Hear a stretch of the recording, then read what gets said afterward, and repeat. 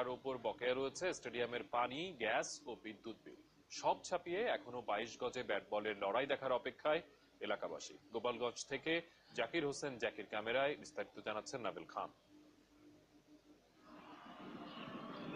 সবুজ ঘাসের মাঝে সাদা কাশফুল, এমন দৃশ্য চোখের শান্তি দিলেও আদতে আক্ষেপ হয়ে আছে গোপালগঞ্জবাসীর জন্য।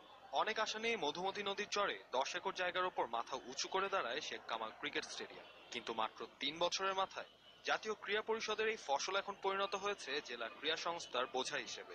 মাঠটা আমাদের উপরে মরার উপরে খাড়ার গাছে শব্দটা ব্যবহার করে মানুষ, সেরকমই আমাদের কাছে আবির্ভূত হয়েছে। মাননীয় মন্ত্রী মহোদয়, মাননীয় সচিব মহোদয়, এনএসসির সচিব মহোদয় সবার সাথে বারবার ধর্ণা দিয়েছি। ওনারা পানির বোতলের মতো বোতলের মুখটি আটকিয়ে রেখে পানিটা ঢেলে দেয়, সবটুক দেয়, একটুও পড়ে না। সম্পূর্ণ অবকাঠামো থাকলেও কোনো প্রাণ নেই স্টেডিয়ামটি।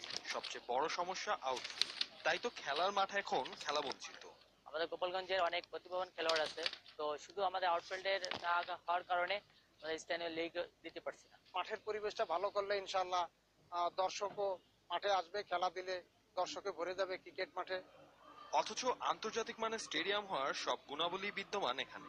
স্টেডিয়াম কমপ্লেক্সের মধ্যেই সুইমিং পুল ও জিমনেশিয়াম আছে, 200 সাংবাদিকের ধারণ ক্ষমতা সম্পন্ন press box, LED scoreboard, side screen, flood light সহ কোনো কিছুরই কমতি নেই। তবে এখন পর্যন্ত ব্যবহার না হওয়ায় অধিকাংশই অকেজ হয়ে গেছে। স্থাপনা যাই হোক, ইলেকট্রিক জিনিস যাই হোক, অন্তত মাঠে আমরা যাতে ব্যাট বল নিয়ে আসতে পারি, সেই পরিবেশটা অনতি বিলম্বে আমাদের করা খুবই প্রয়োজন।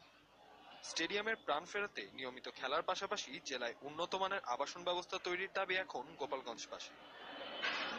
সুইমিং পুল, জিমনেশিয়াম সহ সকল ধরনের সুযোগ সুবিধা নিয়ে যাত্রা শুরু করেছিল শেখ কামাল ক্রিকেট স্টেডিয়াম।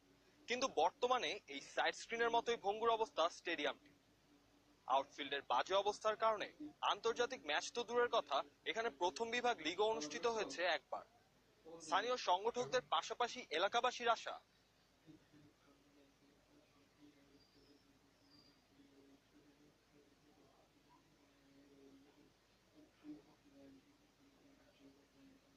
শটামটি পরিণত হতে পারে ঢাকার বাইরের হোম অফ ক্রিকেটে। Nabil Khan, Jamuna sports, Sheikh Kamal stadium, Gopalganj.